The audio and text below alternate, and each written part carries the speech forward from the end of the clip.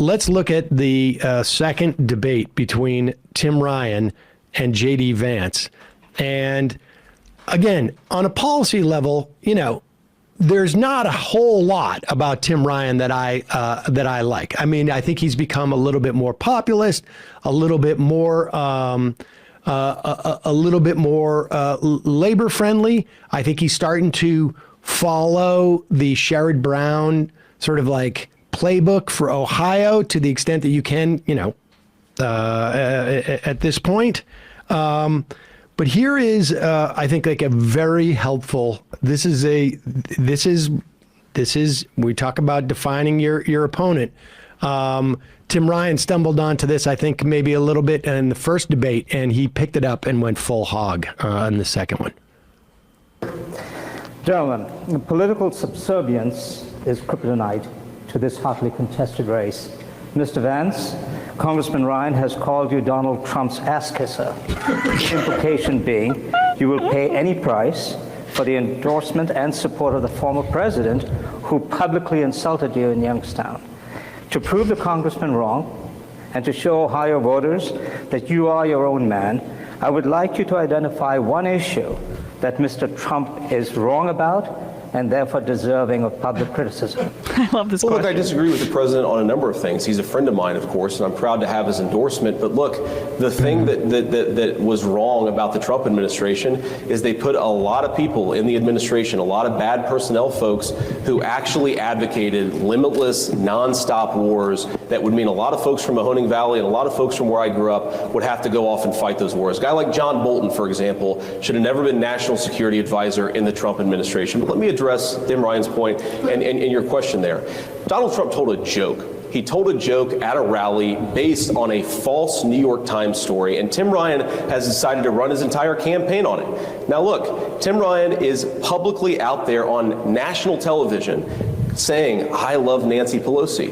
A few months ago, he went before a national audience and said that he has to suck up and kiss up to Chuck Schumer.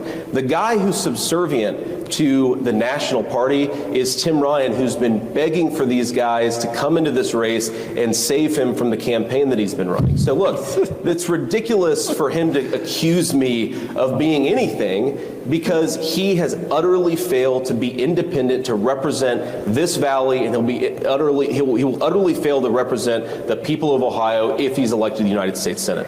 So just so I get this straight, when the former president said, "JD is kissing my ass because he wants my support," you took that as a joke? I know the president very well, and absolutely, he was joking about a New York Times story. That's all he was doing. I didn't take offense to it. I talked to the president before it. I talked to the president afterwards. Everybody there took it as a joke. This guy goes on national TV and says, "I love Nancy Pelosi," and has the audacity of accusing me of kissing anyone's rear end. It's pretty rich. Okay, so we'll get to you, Congressman. Yeah. Mr. Vance has portrayed you as a lapdog for House Speaker Nancy Pelosi and other Democratic leaders in Congress, and says that you will do their bidding in the Senate. To prove him wrong, I would like you to point to an issue that Speaker Pelosi has totally bungled and therefore deserves public repudiation. Well, let me just first say that this is obviously a clip that JD is running to try to misrepresent people. I ran against Nancy Pelosi, JD, for leadership. And you have to have the courage to take on your own leaders. These leaders in D.C. Why don't you vote against them? They will eat you up like a chew toy, right? I mean, you were calling Trump America's Hitler. Then you kissed his ass. That's not true. It is true. And then you kissed his ass, and then he endorsed you. And you said he's the greatest president of all time. Mitch McConnell gave you $40 million to prop up your campaign. Peter Thiel gave you $15 million. That's $55 million, JD. What do you think they want for that? They want your loyalty. And you proved that you'll kiss their ass too. And look, it's nothing personal. I'm just telling you, like, I've been in this business. It's tough business. If you think you're going to help Ohio, you're not. If you can't even stand up for yourself, how are you going to stand up for the people of the state? How are you going to take on the corporate interests? All the money you took are from the corporations who sent all our jobs overseas. Peter Thiel, $15 million, buddy. What do you think he wants? Can you answer the question? So Yeah. Woo! I mean, How's his ass taste? honestly, like I don't know how he could do better than that. He managed to both personally address him down while saying it's nothing personal.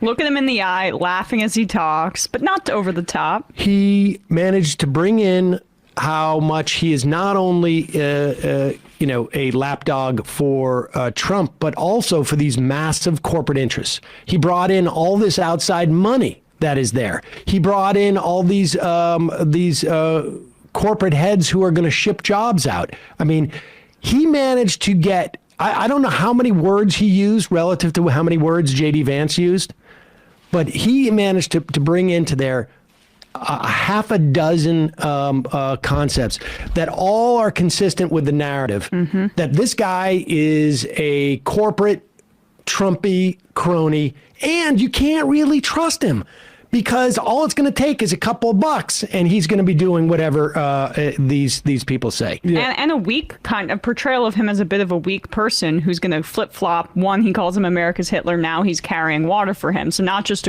it's like he's worse than a crony. He's a water boy. People are asking if he answered the question. Yeah, the whole point of like running against Pelosi. That's the first time I heard of Tim Ryan on a national level is challenging her for the speakership. Right. I think he could have got to that a little bit sooner, but he answered the question. It is interesting that he went with like the I love Pelosi quote when it's fairly well documented that Tim Ryan was her most formidable challenger for speaker in quite a long time. That's how he made his name. I mean, I don't know. Yeah, we didn't necessarily support his challenge at the time, but it was evident. Yep. That was, I think that's pretty strong. Let's, and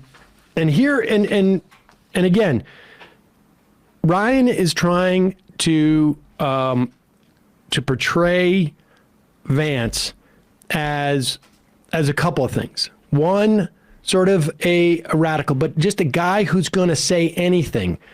And that's why he started off that thing with you said that Trump was Hitler. Mm-hmm. This is called getting your cake and eating it too. He's trying to sow doubt in even the minds of the Trump supporters. Yep. And so he says, you said Trump was Hitler, but then he gave you something, and then you said he was a great president.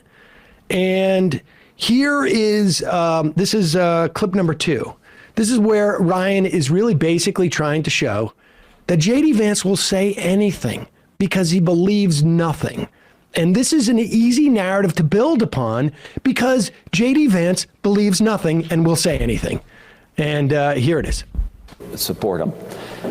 Alex Jones, a right-wing talk radio show with a huge following, said that the Sandy Hook murders of those young, precious babies in Connecticut, he said it was a hoax.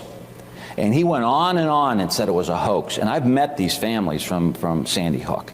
Absolutely devastated. You lose a 4th grader to a madman. And this guy says it was a hoax.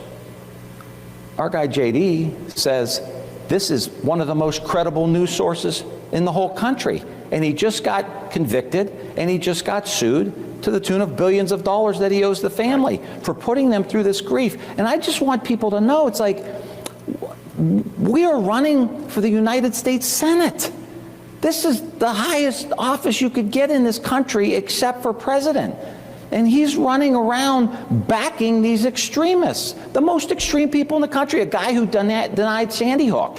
He's like, he's credible. Thank you, Congressman. I mean, you don't have to, it's maddening. This is a complete fabrication. I never JD, you're said on that, Tim. tape, brother. You're on tape, man. I never said that, Tim. Go and run the tape and find out exactly what I said. It'll be like 30 minutes and we're all going to know you're lying. I never said that. No. I mean, there it is. Let's go. I love that. He's doing a great job. Yeah, this is a good campaign. And it's also, I mean, it is, you look at Tim Ryan in this, and it's basically like you just feel like the dude just put on a sport coat because he just walked out of the bar, right? I mean, that's basically it. He's just so, he's casual up there. And this is, I don't know how many people are watching these debates in Ohio, but it's hard to watch these debates and not think that J.D. Vance is going to have a problem there. I mean, yeah, again, there is on both sides rock solid votes for people. And I don't know how much there is in the middle, essentially, but it really is about like how you mobilize and how you depress the vote on the other side. And I think, like, suppressing the vote. There was one thing I saw in that focus group about Fetterman and Oz, and there was one or two guys in there who said, "I will vote against Oz if I think it's close. I will cast." They're a Republican, but I will cast what he called a protest vote against Oz for Fetterman if it's close. If it's not close, he doesn't want to have to pull the lever for Fetterman. But, you wonder how much that is also in this dynamic here. A lot of people in the Republican Party still have a problem with Donald Trump. And tying them in to Donald Trump and to Alex Jones and this stuff is helpful. Yeah. Vance also just looks, my final real observation on this is he just looks so unserious and unprepared up there compared to Tim Ryan, who's been a politician for a long time, but he understands how to present himself as an everyman. And J.D. Vance is a Peter Thiel venture capitalist ghoul who has nothing to his name except that, and also a best-selling book that appealed to New York Times editorial board reading liberals, and I just don't think he's got the stuff. He might win because Ohio is redder than it's been, and it continues to trend down that road. But in terms of quality of candidate, it's pretty clear, in my opinion. It's interesting, I saw a poll today out of Ohio, and I don't know what to make of this either, frankly. I mean, so much I think of this tends to be a function of, so much of this tends to be a function of like sort of like just a broad, culture war on some level. But let's play this clip of the final clip of that debate where J.D. Vance is trying to worm out of his like abortion exceptions type of stuff. Like he's really parsing quite a bit here. Let's play this. That little girl was raped by an illegal immigrant, and both the media and Tim Ryan need to be honest about the fact that she would never have been raped in the first place if Tim Ryan had done his job on border security. So let's talk about the full picture and the full slate of exceptions, absolutely, but let's not let the Democrats off the hook for letting these career criminals into our state to prey on our little girls in the first place. Well, what are the full slate of exceptions? Look, there are a number of different exceptions here, and here's the thing that I want to say here is you cannot say with total confidence what every single exception in every single case is going to be. And let me offer just a specific example here. So I know a lot of pro-life people. I know people who have been pro-life since before I was born. One of the things they will tell you is they support an exception in the case of incest, for example. I've heard a number of pro-life people say that. But an incest exception looks different at 3 weeks of pregnancy versus 39 weeks of pregnancy. So I actually don't think that you can say on a debate stage every single thing that you're going to vote for when it comes to an abortion piece of legislation. What I am willing to do, and what I think is a lot more helpful for voters who are actually listening to this, is to say, number one, what are my principles? My principles here are I want to save as many lives as possible, and I'd love to get us to a country where young women don't feel pressured by boyfriends, by family to have abortions, where adoption services are available, and where young women can get access to the health care that they need to have babies. That's some of the principles that I really care about. The other, I mean, I don't know if Ryan hit him hard on this, but the idea that, like, I can't tell you what exceptions I'm going to vote for in an abortion ban. And first off, we all know that these exceptions are absurd. What 3 weeks into the pregnancy of an incest victim, how do they establish? Where is this established that they're a victim of incest? Is it a court? Is it a court case that takes place within 3 weeks that resolves this? How do they do this? These exceptions are total BS. They're just ways to make the position of Republicans seem less extreme, and they have no functional, actual, they never function. They're never going to be used because they're fig leaves. They're fig leaves, yeah. And even his fig leaf, he's saying, well, actually, the shape of my fig leaf is not exactly like a fig. It's sort of like a fig, but it's also like a fig leaf. It's like a maple. It's like a maple. It's sort of like an oak. It's very impossible for me to describe what the fig leaf looks like until I actually see it. I mean, this is not like he said, there were pro-life people before he was even born. He still hasn't figured out what exceptions he thinks are legitimate. Yeah, we'll wing it. That's pretty extreme. Yeah, he also started off with that whole canard about the undocumented folks being rapists, very Trump-like, and just to say, most rapists know their victims and aren't undocumented people. So the idea that should bear on a discussion of abortion, and like you said, we should be talking about exceptions is ridiculous. Yeah. This is a poll from Ohio. This is a Baldwin Wallace University poll, 856 registered voters in Ohio. I was surprised by this. It comes out of WVXU. Howard Wilkinson wrote this piece and cited this poll. 59% of voters said they would amend Ohio's constitution to make access to abortion a fundamental right. Recreational marijuana, 58% believe recreational use of marijuana should be legalized. 60% say Congress should pass a law to legalize same-sex marriage throughout the U.S. Majorities of all demographic groups, including conservatives and gun owners, support a number of steps referred to as common-sense gun restrictions. Whopping 85% favor expanding background checks for gun purchasers 18 to 21. Teaching racism and sexual orientation, 3/4 of Ohioans surveyed support teaching both history and impact of racism in public schools. 57% support teaching middle and high schoolers about sexual orientation. 2 out of 3 Ohioans believe climate change is caused, at least in part, by human activity. I mean, the bottom line is, I think if Tim Ryan wins, I think that it shows that in some of these states that we perceive as red or purplish red, so much of it is aesthetics. And maybe there's something, slightly deeper than aesthetics. But so much of it is about having a good campaigner and one that fits some type of narrative as to what an Ohioan or what a Pennsylvanian is like.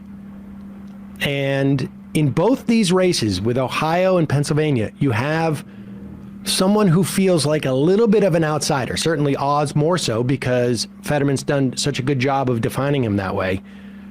But J.D. Vance also comes off as a little bit of an outsider. I mean, he looks a little slicker on that stage. He's talking with he's sort of dancing around a little bit more, and Ryan's being more plain spoken. I would love if these races hinged upon one guy saying, I want to expand Social Security, and the other guy saying, I want to cut Social Security, which incidentally, the Republicans are now talking about that they want to do that. You're starting to hear Republican congressional leaders talking about Social Security and Medicare reform. That's a danger. I always thought when all the Republicans were rushing to denigrate the Rick Scott thing, is well, wait till they get credit for that and then use that cover to go and do all that stuff. Right. And so the bottom line is it's just not as much about specific issues. That focus group hadn't heard anything about the Inflation Reduction Act or about abortion, even relative to Fetterman. Yeah, and I don't know that they didn't care. They do care. They don't care. Now, again, these are voters who are up in the air, who may be more intent on voting without having a sense of who they're going to vote for at that moment. But it is not moderate positions that is doing it for these candidates. There's no moderation per se in what John Fetterman is offering. What he's offering is a vision of, I'm a better guy than that guy. Mm-hmm. And he's coming up with a Pennsylvania specific way in which to tell that story. And Tim Ryan is doing the same thing in Ohio, where the odds are much more stacked against him. And both of them have run campaigns within the state multiple times. Fetterman in Braddock, Fetterman for lieutenant governor, and then Tim Ryan being a member of the House for a long period of time, where they know how to win, at least within those specific contexts, and they can kind of bring that blueprint to their Senate races. And I think that's making a difference for both of them right now.